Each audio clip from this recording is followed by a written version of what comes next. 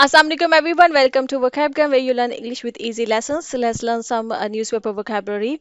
As we all are aware of that today is Queen Elizabeth's funeral, and Dawn News published an article regarding this funeral, and I selected 13 newspaper vocabulary words from that article and explained their meaning in this lesson. And I'll provide the link of article in descriptions in case you want to read that. Okay, so let's begin. Our first newspaper vocabulary word is somber. It's an adjective and it means serious and sad. गमगीन जिसको हम बोलते हैं, ठीक है। कोई चीज़ कोई जो गमगीन हो, सीरियस हो, कोई तकरीब इस तरह की हो, कुछ भी हो तो उसको हम सोम्बर बोलते हैं। इसके अलावा सोम्बर एक और चीज़ के लिए भी ये यूज़ होता है, वो है कलर्स के लिए। ऐसे कलर्स जो डल किस्म के हों, जो हल्के हों, मध्यम हो, ढलके हुए कलर्स हों। एक होते हैं ना ब्राइट कलर्स होते हैं, शौक कलर्स होते हैं, जो कि थोड़े खुशी वाले कलर्स होते हैं, वो नहीं। उसके ऑपोजिट जो थोड़े से कलर्स ढलके हुए हों, थोड़े मध्यम से हों, जिनमें एक, गम सा हो, ठीक है। तो ऐसे कलर्स को भी सौंभर कलर्स बोला जाता है, ठीक है। अच्छा जी, इसका सेंटेंस जो जाहिर बात है ये उसकी हेडलाइन थी आर्टिकल की।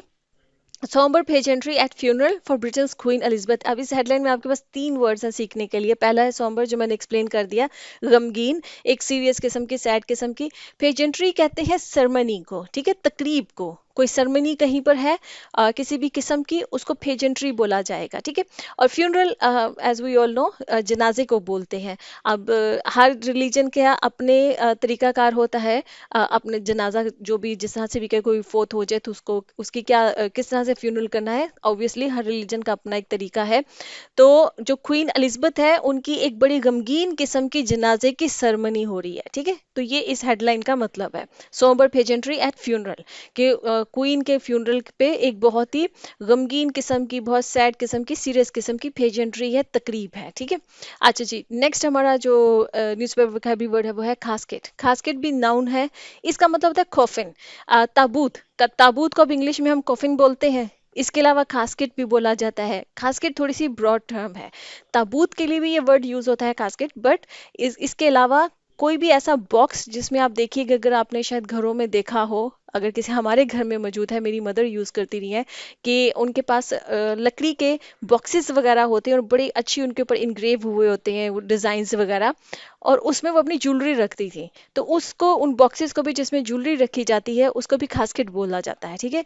इसी तरह से आप देखिएगा, अगर आपने ओल्ड मूवीज देखी हैं, उनमें भी आपको दिखाएंगे वो बड़े बड़े बॉक्सेस नजर आते हैं जिसमें कि वो पेपर्स रखते थे, ऑफिशियल पेपर्स अगर रखे जाएं ऐसे बॉक्सेस। तो इस तरह के जो बॉक्सेस होते हैं जो किसी चीज को रखने के लिए इस्तेमाल होते हैं, उसको भी खासकेट बोला जाता है। इसी वजह से ताबूत के लिए भी खासकेट वर्ड यूज हो जाता है, क्योंकि जाहिर है उसमें एक डेड बॉडी रखी जाती है, ठीक है।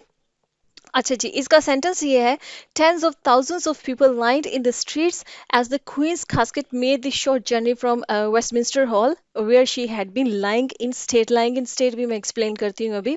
tens of thousands मतलब कि सैकड़ों हजारों लोग जो है lined in the streets, के सड़कों के किनारे खड़े हुए हैं, लाइन बनाकर खड़े हुए हैं सड़कों के किनारे पे।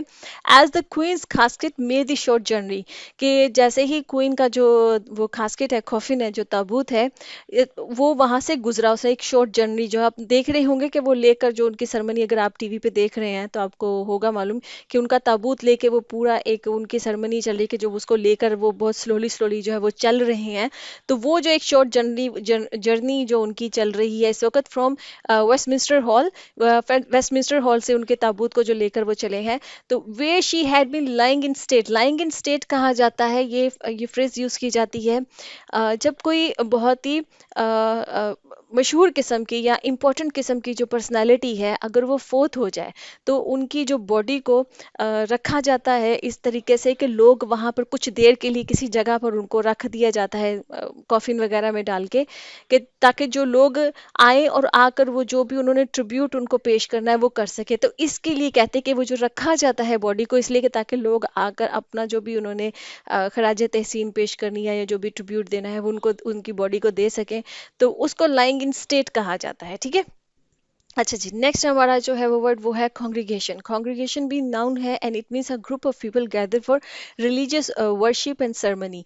देखिए, अगर बहुत से लोग किसी एक जगह पर इकट्ठे हो जाएं, और वो इकट्ठे इसलिए हो रहे हैं कि या तो उन्होंने अपने किसी मजहब के लिहाज से कोई वर्शिप करनी है, कोई भी मतलब इबादत करनी है, या उनकी कोई अपनी मजहबी कोई सेरेमनी है, मतलब मजहब से लिहाज से उन्होंने कुछ भी कोई सेरेमनी वगैरह कुछ भी वहां पर अदायगी करनी है किसी चीज की, तो वो जो लोग इकट्ठे हुए हैं उसको कॉन्ग्रीगेशन कहेंगे, जिसको उर्दू में आप इजमा या जमात कह सकते हैं। लोगों का इकट्ठा होना, वो जो जमात जो होती है ना, या वो जो इजमा होता है जो इतने सारे लोग इकट्ठे हुए हैं, दैट कॉल्ड कॉन्ग्रीगेशन। ठीक है। अच्छा, जैसे इसका सेंटेंस है, the 2000 strong congregation included some 500 presidents। ठीक है कि जो भी वहाँ पे congregation, जो भी वहाँ पर एक इजमा, जो लोग गैदर्ड हुए हैं वहाँ पर इकट्ठे हुए हैं उनके फ्यूनरल में क्वीन के, उसमें 2000 लोग हैं, मतलब 2000 का एक बहुत स्ट्रॉन्ग किस्म का इजमा है, जिसमें कि 500 तो प्रेसिडेंट्स हैं। आगे में क्योंकि ये मैंने यहाँ पे कट किया है, नेक्स्ट बताती हूँ। जैसे नेक्स्ट हमारा जो वर्ड है वो है डिग्नेटरी। डिग्नेटरी कहते हैं, ये भी नाउन है, ये ऐसे इंसान को कहते हैं person who is considered to be important because of high rank और ऑफिस। ठीक है, कोई इंसान वो इसलिए इम्पोर्टेंट है क्योंकि उसके पास कोई बहुत ही हाई किस्म का ऑफिशियल रैंक है उसके पास। ठीक है, जैसे मुख्तलिफ मुल्कों से कुछ, जैसे अभी उन्होंने बोला ना प्रेसिडेंट्स और आए हैं, प्राइम मिनिस्टर्स आए हैं, जैसे अभी मैं एक्सप्लेन ही कर देती हूँ। 2000 स्ट्रॉन्ग कॉन्ग्रीगेशन इंक्लूड्स हम 500 presidents, prime ministers, foreign royal families and dignitaries. ठीक है, उनके कहने का मतलब ये है कि जो उसमें 2000 में जो 500 लोग हैं वो हैं जो कि मुख्तलिफ मुल्कों से आए हुए प्रेसिडेंट्स हैं, जो सदूर हैं, उनके प्राइम मिनिस्टर्स हैं, वजीर आजम हैं, उनके फॉरेन रॉयल फैमिलीज हैं, क्योंकि ब्रिटिश की तो खुद ही ये रॉयल फैमिली ना, उनके अलावा जो मुख्तलिफ दूसरे मुल्कों से जो रॉयल फैमिलीज आई हुई हैं, ठीक है, शाही खानदान जो आए हुए हैं, एंड डिग्नेटरीज, और उसके अलावा जो उनके हाई रैंक के जो ऑफिशियल्स हैं मुख्तलिफ कंट्रीज के, ठीक है, जो कि बड़े अच्छे अच्छे रैंक्स पर हैं, वो ऑफिशियल्स आए हुए हैं, इंक्लूडिंग जो Biden of the United states, जिसमें के यूनाइटेड स्टेट्स के जो प्रेसिडेंट हैं जो बाइडन, वो इंक्लूडेड है, and leaders from France, Canada, Australia, China, Pakistan and cook islands के, इन मुख्तलिफ कंट्रीज से फिर मुख्तलिफ लीडर्स भी आए हुए हैं। तो डिग्नेटरी याद रखिएगा कि किसी भी मुल्क के जो बड़े हाई ऑफिशियल रैंक पे जो लोग होते हैं उनको बोला जाता है। ठीक है।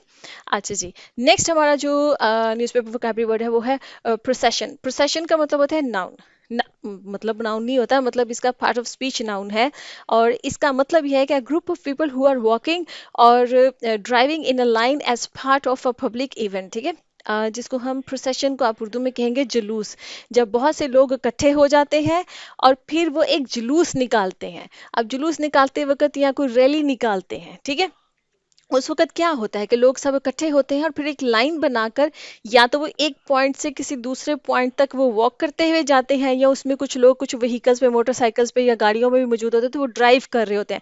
पर मतलब ये होता है कि लोगों सब ने इकट्ठे होकर एक जगह पे एक पॉइंट से उन्होंने किसी दूसरे पॉइंट तक जाना होता है, तो दैट्स कॉल्ड प्रोसेशन। ठीक है, जिसको हम आम जुबान में हम जुलूस कहेंगे। ठीक है।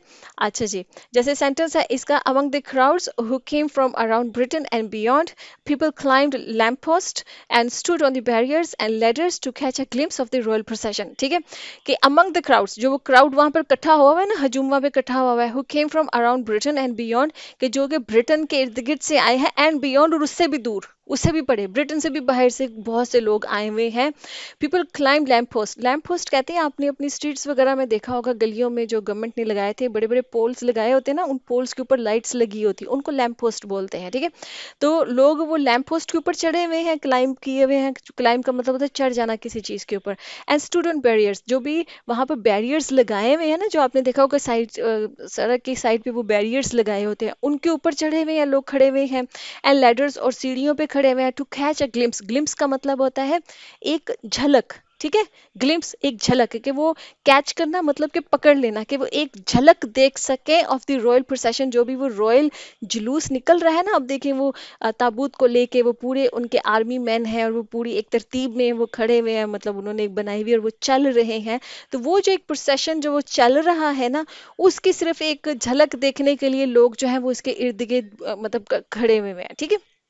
अच्छा जी, नेक्स्ट हमारा जो न्यूज़पेपर वोकैबुलरी वर्ड है वो है कैंप आउट। कैंप आउट जो है ये फ्रेजल वर्ब है, और इसका मतलब है टू स्लीप आउटसाइड विद और विदाउट टेंट और अदर शेल्टर। ठीक है, कैंप आउट आपने देखा, हमारे यहाँ तो इतना रवाज नहीं है, लेकिन जो बाहर के वेस्ट के लोग हैं उनमें कैंपिंग करने का बहुत रवाज है, वो बहुत करते हैं। कैंप का मतलब होता है कि आप अपने घर से बाहर कहीं भी आप मतलब थोड़ी सी निकल जाएं, कुछ वाइल्ड जो एरिया होता है वहां पर निकल जाएं, और वहां पर आप जो है ना वो या ना तो आप टेंट के अंदर या किसी शेल्टर के अंदर या उसके बगैर आप बाहर बाहर कहीं खुले में सोएं, अपने घर से बाहर सोएं और कुछ टाइम, एक दिन दो दिन कुछ टाइम आप बाहर गुजारें, तो उसको कैंप आउट करना कहते हैं।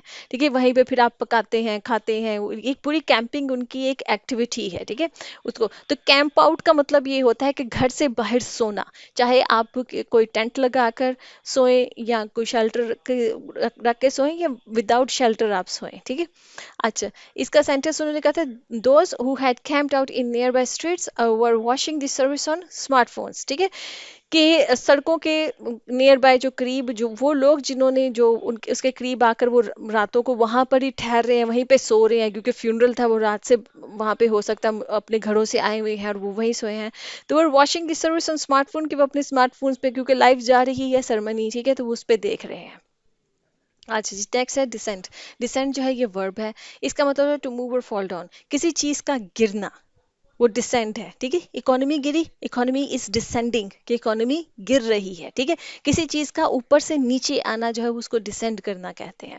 जैसे कि इसका सेंटेंस है, while hush descended along the mall, one of London's great ceremonial boulevard। Boulevard देखिए, किसी भी मुल्क में किसी भी सिटी में उस जगह को कहा जाता है कि जो बड़ी चौड़ी किस्म की स्ट्रीट हो, सड़क हो कोई बहुत खुली किस्म की, और उसमें लोग इकट्ठे होते हो किसी भी वजह से, कोई प्रोटेस्ट करना है, किसी भी वजह से लोग, या कुछ चीज़ को सेलिब्रेट करना है, तो किसी भी शहर के अंदर आप देखिएगा कोई ऐसे पॉइंट्स होते हैं जहाँ पर लोग इकट्ठे हो जाते हैं। ठीक है, खुली सी जगह होती है, स्ट्रीट सी होती है या चौक सा होता है जो भी, तो उसको बुलेवर्ड बोला जाता है। तो वो कह रहे हैं, while hush descended along the mall, मतलब हश कहते हैं खामोशी को, डिसेंडेड कहते हैं नीचे आ जाना।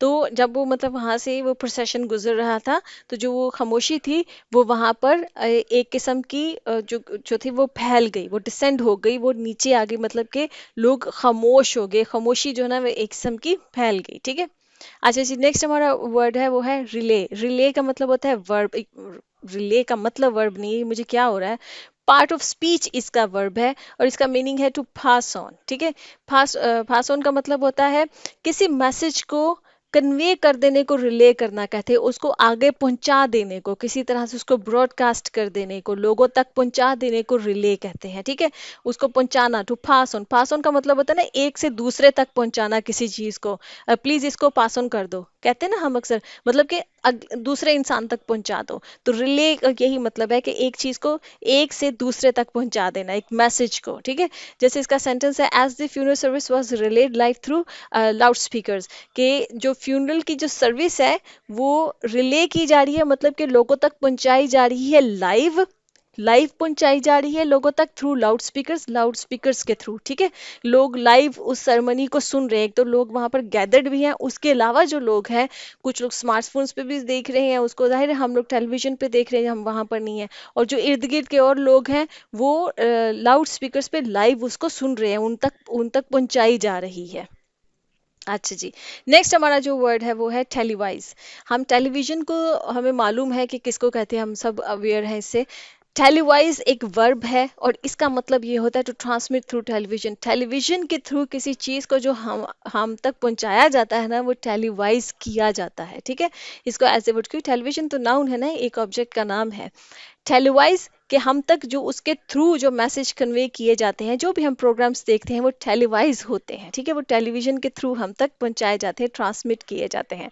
इसका सेंटेंस ये है, the funeral of a Britain मॉनक has never been televised before, कि जो ब्रिटेन के जो भी ब्रिटिश जो भी मॉनक्स गुजरे हैं आज तक, उनमें से किसी का भी जो फ्यूनरल है ना वो कभी भी टेलीवाइज्ड नहीं किया गया, मतलब कि वो कभी भी टेलीविजन के थ्रू लोगों तक इस तरह से लाइव नहीं पहुंचाया गया।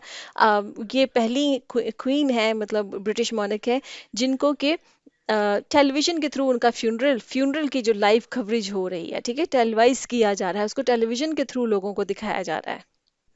नेक्स्ट है डिजर्ट। डिजर्ट का मतलब होता है, एक है डेजर्ट, ठीक है, वो नाउन है। डेजर्ट का मतलब होता है रेगिस्तान। डिजर्ट का मतलब होता है ये वर्ब है और इसका मतलब होता है people leave a place and it becomes empty, कि लोग जो है वो किसी जगह को छोड़ दे और वो जगह खाली हो जाए, तो इसका मतलब है कि वो जगह डिजर्ट हो गई है। ठीक है, जैसे कि इसका सेंटेंस है around the wider capital normally bustling streets were deserted, कि जो एक कैपिटल है उनका वहाँ पे लंदन जो है उसके अराउंड जो है एक वाइडर कैपिटल जो है वहाँ पर नॉर्मली बसलिंग स्ट्रीट्स होती हैं। बसलिंग का मतलब होता है क्राउडेड, हजूम, भरी हुई। ठीक है, वहाँ पे जो गलियाँ होती हैं वो नॉर्मली जो क्या है कि वो बसलिंग होती हैं, मतलब क्राउडेड होती हैं, वहाँ पे लोग भरे हुए होते हैं, हजूम होता है वहाँ पे। लेकिन वह डिजर्टेड, कि अब वहां से लोग खाली हो गए हैं, वो गलियां खाली हैं, वो जगह खाली हो गई, क्योंकि लोग वहां से चले गए हैं, लोग चूंकि फ्यूनरल को अटेंड कर रहे हैं या फ्यूनरल को देख रहे हैं, तो गलियां उस वक्त इस वक्त जो है ना वहां पे स्ट्रीट जो है वो खाली हैं, जो कि नॉर्मली बसलिंग होती हैं। अच्छा जी, नेक्स्ट हमारा है वो है फ्रेल। फ्रेल का मतलब होता है a person who looks weak and delicate. कोई इंसान किसी को, आप कोई जैसे बुजुर्ग हो जाते हैं ना, आप देखिए हमारे घरों में भी जो बुजुर्ग होते हैं वो जब वीक हो जाते हैं, तो अब देखिए वो बहुत डेलिकेट भी हो जाते हैं, तो वो फ्रेल हो जाते हैं, उनके लिए आप ये फ्रेल वर्ड यूज कर सकते हैं कि बहुत कमजोर हो गए हैं और बहुत डेलिकेट हो गए हैं।